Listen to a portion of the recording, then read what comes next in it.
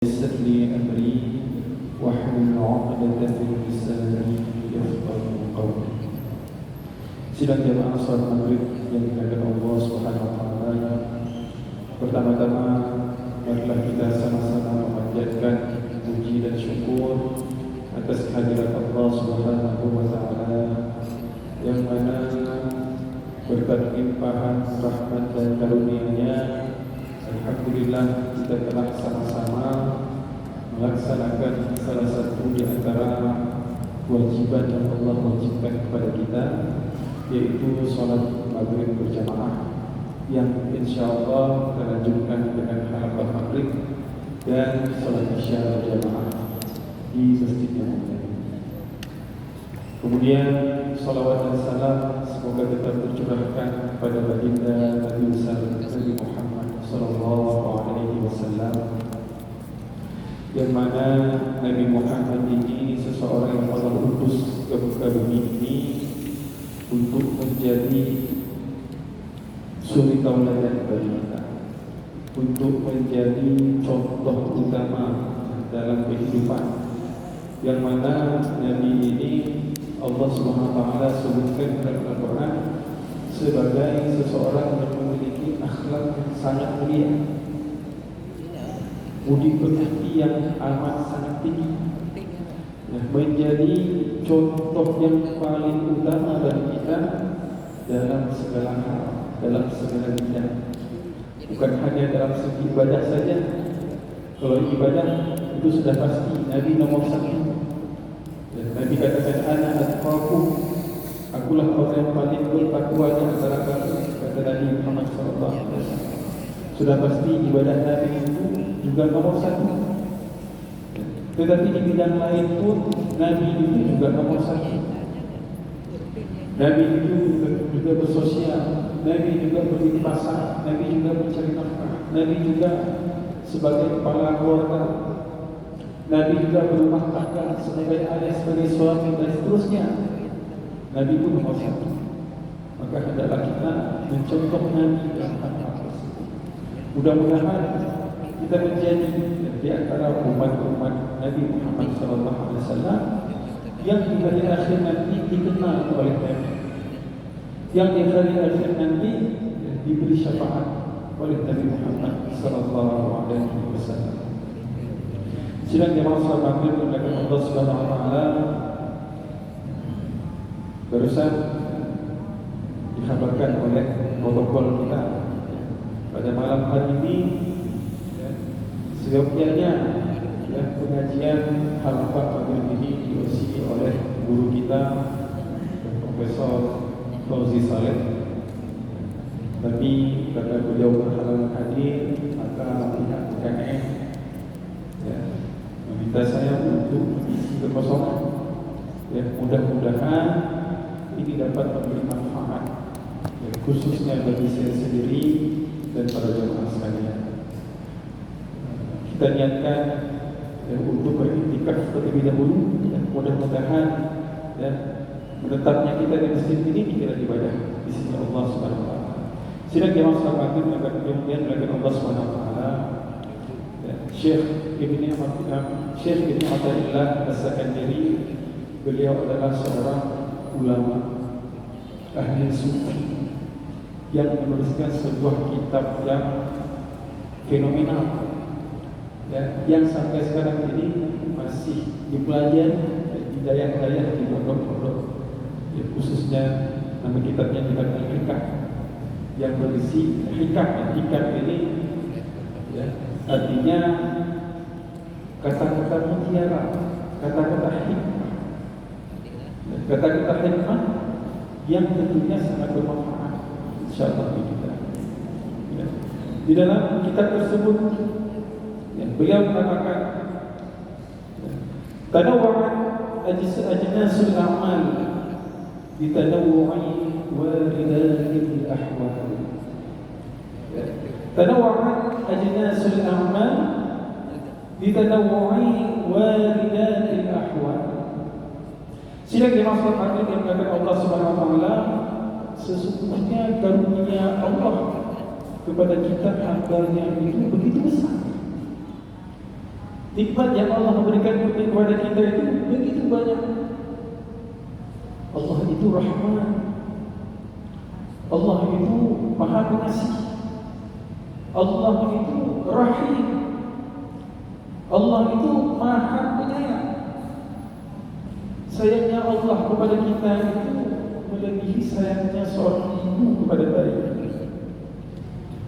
Tentunya kita tidak meragukan kasih sayang seorang ibu kepada anaknya, apalagi masih bayi. Begitu besar sekali. Besar sekali. Ya, dijaga anaknya. Jangan sampai dihinggapi nyamuk. Punya anak di kawasan negeri, yang lain hanya itu. Diam semua. Sedikit riuh bila bersama. Kenapa? Karena saking sayangnya kepada anaknya. Tapi sayangnya Allah kepada kita itu lebih besar, lebih banyak lagi, lebih hebat. Dalam surat An-Nahl, ayat Allah SWT berfirman, ayat 18, wa in ta'uddu ni'matallahi la tuhsuha. Seandainya kamu menghitung nikmat yang Allah berikan kepada kamu, maka sekali-kali dia tidak akan mampu untuk menghitungnya. La tuhsuha, tidak akan mampu menghitung. Kenapa? Banyak sekali. Saking banyaknya itu kita tidak sanggup untuk menghitungnya. Inna Allah la-ghafurur rahim. Nah, lanjutan ayat tadi. Sesungguhnya Allah Subhanahu wa taala itu la-ghafur. La-ghafur.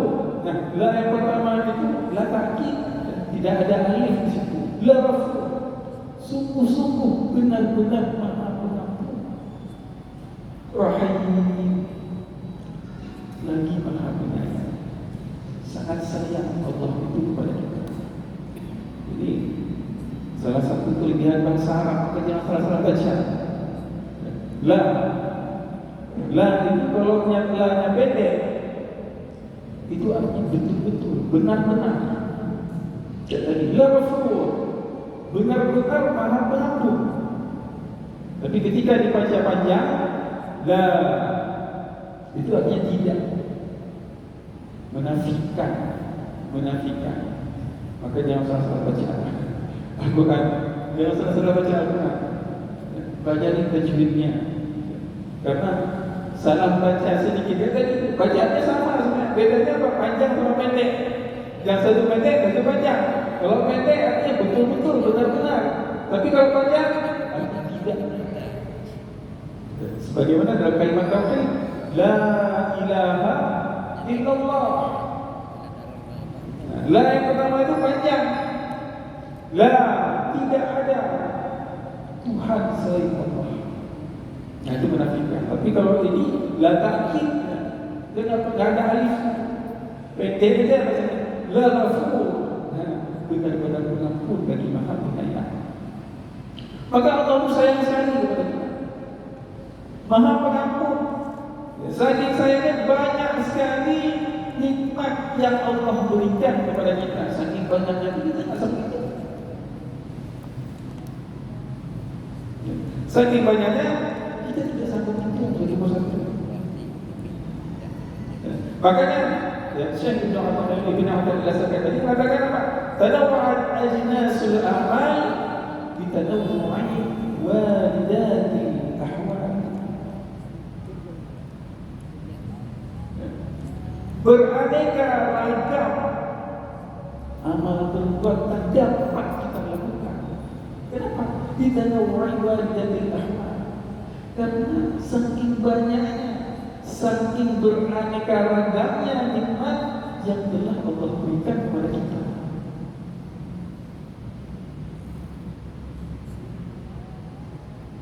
Saking banyaknya nikmat yang Allah berikan kepada kita, maka dengan nikmat itu kita bisa beribadah dengan berbagai macam ibadah dalam hidup.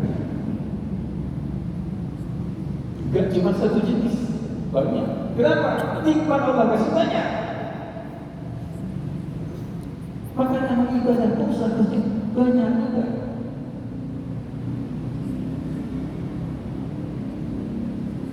Allah berikan kita makan Mata ini kan nikmat Allah berikan, bisa melihat.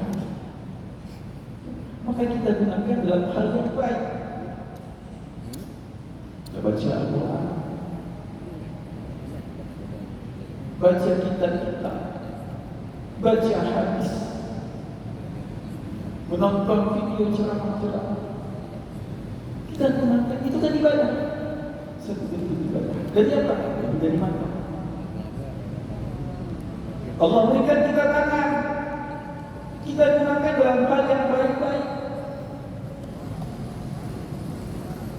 Jangan dulu dilakukan hal yang tidak baik. Allah berikan kita harta. Dengan harta itu kita bisa beribadah. Allah mampukan kita pergi haji, kita pergi berhaji. Allah mampukan kita umrah, kita pergi umrah. Allah mampukan kita bersedekah, kita pun bersedekah. Lihat kepada sekeliling kita, mungkin ada yang kekurangan, kita itu ibadah. Jadi ibadah itu tidak terbatas hanya dalam masjid saja, tidak hanya terbatas dalam sholat, puasa, zakat, haji, tidak hanya itu, tapi luas sekali ibadah. Banyak sekali hal-hal yang dapat kita lakukan dan itu merupakan ibadah. Maka nikmat itu banyak Allah berikan, sebagaimana Allah sebutkan dalam Al-Quran surah 19, "I'malu ala Dawud syukra." Wahai keluarga Daud, beramallah kamu sebagai bentuk rasa syukur pada Allah. Maka sebagaimana kita ketahui, keluarga Nabi Daud alaihissalam ini nikmatnya begitu besar Allah berikan kepada mereka. Banyak sekali. Dalam surat Sabah ayat 10 sampai 13 itu menceritakan nikmat yang Allah berikan kepada keluarga Nabi Daud. Walaupun atayna Daud minna fadla, dan sungguh telah kami berikan kepada Daud, Nabi Daud alaihissalam, fadla, anugerah yang begitu besar baginya. Ya jibalu awwibi ma'ahu al-tayr, wahai gunung-gunung, menunduklah kamu, bertasbihlah kamu, dan juga burung-burung bersama Nabi Daud. Wa alanna lahul hadid, dan kami lunakkan besi di tangan Nabi Daud. Itu nikmat Allah berikan kepada Nabi Daud. Ada amal sajawati wa qaddir fis sarf. Ada amal sajawati, dan buatlah baju-baju besi. Yang pertama baju besi itu Allah berikan kepada Nabi Daud. Waqaddir fis sarf, dan ukurlah anyaman-anyaman yang sesuai. Wa'malu shalihan, dan Allah perintahkan kepada Nabi Daud, kerjakan itu semua sebagai amal soleh. Jangan harap yang lain, jangan harap yang lain. Nanti kita saya buat baju besi, bisa saya bisnis, makin beri lagi nikmatnya. Bukan tidak boleh bisnis itu boleh, tapi Allah perintahkan itu wa'malu shalihan, kerjakan itu semua sebagai apa? Rasa syukur, sebagai amal ibadah. Inni bima ta'maluna basir, sesungguhnya aku, Allah SWT katakan, bima ta'maluna basir, Maha melihat apa yang kamu lakukan. Wa li Sulaiman ar-rih ghuduwwuha syahrun wa rawahuha syahr, dan Allah tundukkan angin kepada Nabi Sulaiman. Ini nikmat besar. Perjalanan yang seharusnya ditempuh dalam 1 bulan, Nabi Sulaiman bisa tempuh dalam waktu pagi saja, 2-3 jam sampai. Ataupun petangnya saja, perjalanan yang ditempuh seharusnya dalam waktu 1 bulan, tapi Nabi Sulaiman bisa tempuh dalam waktu 2-3 jam. Wa asalna lahu 'ainal qit, kemudian Allah cairkan tenaga di tangannya, nikmat. Wa minal jinni man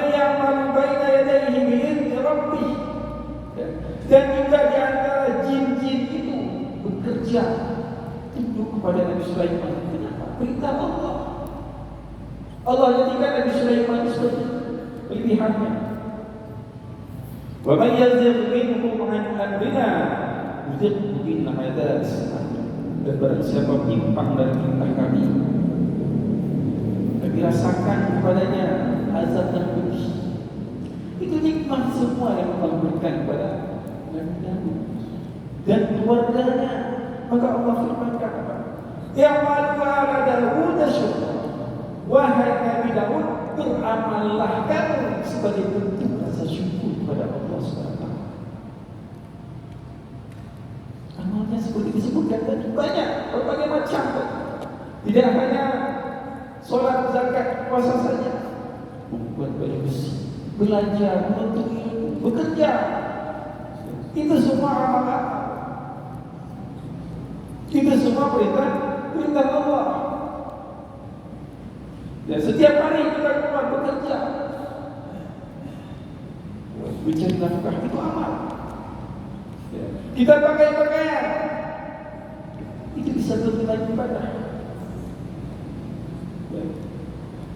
Bersafar, berperjalanan, itu dapat bernilai ibadah. Tapi ingat, ada syaratnya. Ada syaratnya. Amal-amal tadi, amal-amal yang biasa, itu bisa bernilai ibadah di sisi Allah. Apa syaratnya? Nabi SAW bersabda, innamal a'malu binniyat. Nabi katakan, innamal a'malu binniyat. Ini sebuah hadis yang sangat terkenal, sangat masyhur. Yang diriwayatkan oleh Sayyidina Umar bin Khattab. Innamal a'malu binniyat. Kata Nabi apa? Bahwasanya suatu perbuatan itu dinilai ibadah tergantung niatnya. Innamal a'malu binniyat. Hanya saja. Tadi katakan di situ pakai kata innama. Beda dengan inna. Inna artinya sesungguhnya. Tapi ketika ditambah ma setelah inna menjadi innama, artinya hanya saja. Artinya apa? Kalau nggak ada niat, nggak ibadah. Jadi dengan niat yang bagus, dengan niat yang benar, maka amal perbuatan kita itu walaupun tidak nampaknya seperti ibadah, dapat menjadi ibadah. Ya, sepanjang hari bolak-balik cari nafkah, bekerja. Ya, kita lihat menduniakan dari kerja dulu sampai malam lanjut lagi menduniakan. Karena wajah yang baik. Kalau kita tak lihat, tapi ketika dia niatkan karena Allah Taala, maka itu bernilai ibadah di sisi Allah SWT. Kenapa? Karena mencari nafkah itu adalah kewajiban, perintah Allah. Dia cari nafkah untuk apa? Menafkahi keluarganya, anak istrinya. Dia mencari nafkah untuk apa? Menyekolahkan anak-anaknya, memberikan pendidikan yang baik. Disekolahkan anaknya ke pesantren, pesantren tahfiz, pesantren agama yang bagus-bagus. Maka dia mencari nafkah untuk itu. Pahalanya mengalir, Masya Allah. Walaupun tampaknya bodohnya, tapi dia itu Allah. Maka dikatakan innamal a'malu binniyat. Hanya saja perbuatan itu dikira ibadah. Dengan apa? Dengan niat. Maka Nabi SAW mencontohkan, wa inna ma likulli imri'in ma nawa. Maka seseorang itu akan mendapatkan hasil sesuai dengan apa yang telah dia niatkan. Faman kana hijratuhu ila Allah wa rasulih, fa hijratuhu ila Allah wa rasulih. Maka Nabi SAW mencontohkan hijrah. Dia mengatakan Allah SWT, hijrah ini merupakan perintah Allah. Jadi jangan kita berpikir, kenapa Nabi hijrah ke Madinah? Lari dari kafir Quraisy. Tidak. Nabi hijrah ke Madinah itu bukan karena lari dari kafir Quraisy. Tapi kenapa? Karena perintah Allah. Allah perintahkan Nabi yang untuk hijrah ke Madinah, maka Nabi pun berhijrah. Tapi kalau Allah tidak perintahkan, Nabi akan menetap di Mekah. Dan maka hijrah itu merupakan ibadah. Perintah Allah kepada Nabi Muhammad SAW dan para sahabat untuk berhijrah ke Madinah, dan itu memerlukan pengorbanan yang luar biasa. Para sahabat yang kaya-kaya, Abdurrahman bin Auf misalkan, Utsman bin Affan, Abu Bakar, Umar, mereka itu kaya-kaya. Suhaib, Ar-Rumi, apalagi kaya sekali mereka. Tapi ketika mereka hijrah, mereka hanya mampu membawa seadanya. Tidak mampu membawa banyak-banyak. Kenapa? Dihadang oleh kafir Quraisy, dirampas oleh mereka. Seperti kisah Suhaib Ar-Rumi ketika mereka hijrah, ketika beliau hijrah, ya, mau hijrah di tengah jalan dihadang oleh kafir Quraisy. Dihadang oleh kafir Quraisy. Apa yang dilakukan oleh Sultan? Yang dilakukan oleh Sultan ini, dia tunjukkan di mana penyimpanan hartanya. Hartanya banyak Sultan ini. Ditunjukkan, saya telah menyimpan harta di sini. Maka kenapa? Tapi dengan syarat dia tak saya hijrah. Hartanya semua ditinggal. Rumah ditinggal. Kendaraan ditinggal. Dibawa sepenuhnya untuk bekal sampai Madinah. Di Madinah pun tak tentu berapa. Tapi semuanya mereka tinggalkan. Kenapa? Karena perintah dari Allah SWT. Maka Nabi katakan apa? Faman kana hijratuhu ila Allah wa rasulih fa hijratuhu ila Allah wa rasulih. Barang siapa berhijrah karena Allah dan Rasulnya, karena memenuhi perintah Allah dan Rasulnya, maka mereka akan mendapatkan itu. Apa yang mereka dapatkan? Ridha Allah. Yang paling kita cari.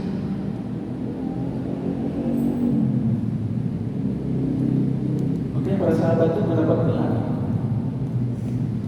Apa itu? Wallah wa rahmatullah. Allah ridha kepada mereka dan mereka pun ridha terhadap apa yang telah Allah berikan. Kemudian Nabi contohkan yang lain tadi, wa man kana hijratuhu lidunya yusibha aw imra'atin yankihuha fa hijratuhu ila ma hajara ilaihi. Sebaliknya, barang siapa berhijrah ke Madinah di dunia yusibha, untuk mendapatkan keuntungan dunia, aw imra'atin yankihuha, atau untuk menikah dengan seseorang yang diidam-idamkan yang ada di Madinah. Hijrahnya sama. Sama-sama meninggalkan kampung halaman, sama-sama meninggalkan harta benda di Mekah. Pengorbanannya sama, tindakannya juga sama, tapi dampaknya beda. Dan pertama tadi niat karena Allah, maka dapatnya apa? Ridha Allah dan Rasulnya. Tapi kalau misalkan di hijrahnya itu di dunia yusibha, untuk keuntungan dunia, anak-anak candi buka di Mekah, di Bangkok, kita mau belanja pun tak dikasih. Anak-anak candi yang hidup di Mekah, maka di Bangkok juga mau nikah tak bisa. Kasih, karena di Bangkok tadi. Ya udah hijrahnya ke Madinah. Di sana bisa jadi mendapat kehidupan yang lebih baik. Niatnya apa? Kehidupan dunia, kenikmatan duniawi yang dia dapatkan, itu yang diinginkan. Hijrah ila ma hajara ilaihi. Maka hijrahnya itu yang dia dapatkan apa? Apa yang telah dia niatkan. Yang lain jangan perlu.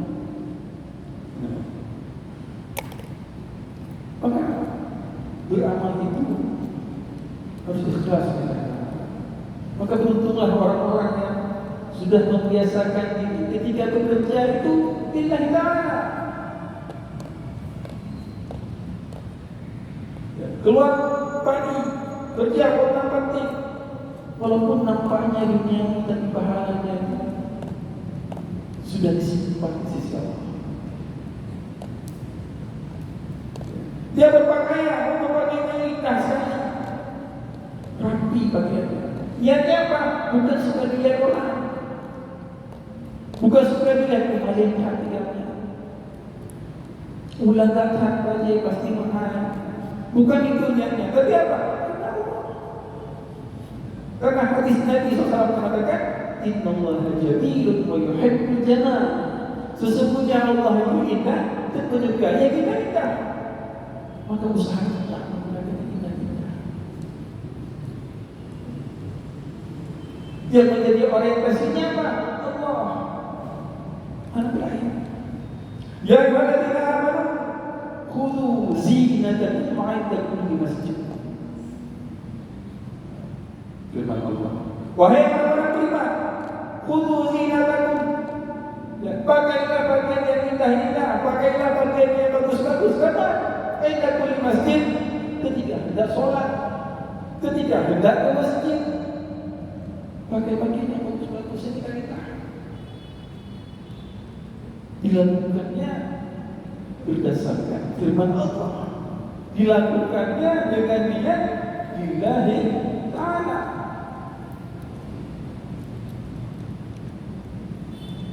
Keluar menuntut ilmu, merantau sampai kepada negeri.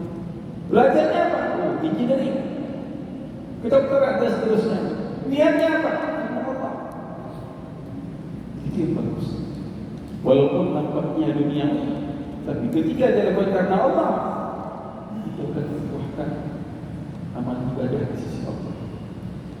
Belajarnya matematik, belajarnya fisika dan seterusnya, tapi di sisi Allah itu merupakan ibadah.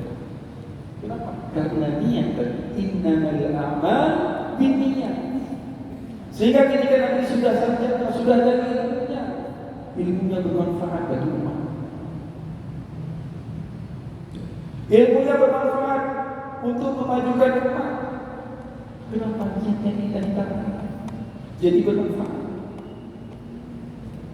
Makanya dikatakan oleh Ibnu Athaillah sekali tadi, dengan demikian perbuatan-perbuatan kita itu menjadi ibadah, dan ibadahnya itu bermacam-macam, beraneka-ragam, tidak hanya dengan satu jenis.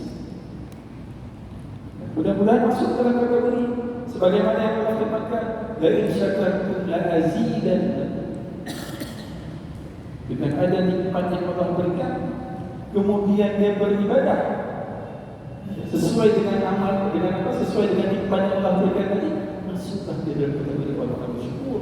La in syakartum la azidannakum. Seandainya kamu bersyukur, maka sungguh akan tambah nikmat. Ditambah lagi sama Allah, ditambah lagi. Bersyukur, bersyukur dengan apa? Dengan mengucapkan alhamdulillah,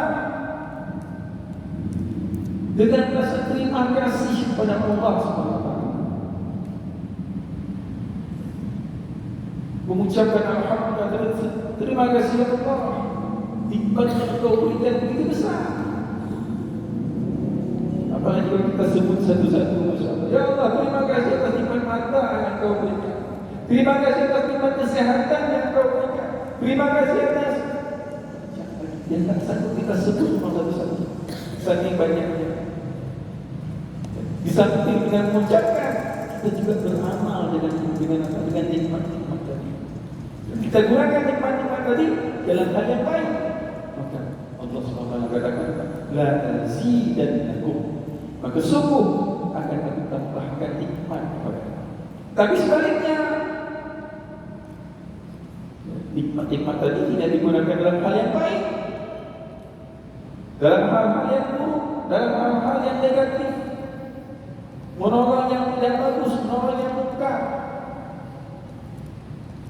maka dikhawatirkan masuk dalam lanjutan ayat. Wala in kafartum inna 'adzabi lasyadid.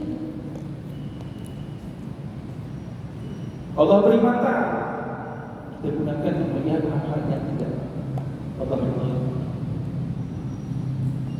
Allah berikan kita mata, yang kita tangan. Allah berikan kita tangan, kita gunakan untuk mengambil yang bukan hak kita. Nikmat yang Allah berikan digunakan untuk ingkar kepada Allah.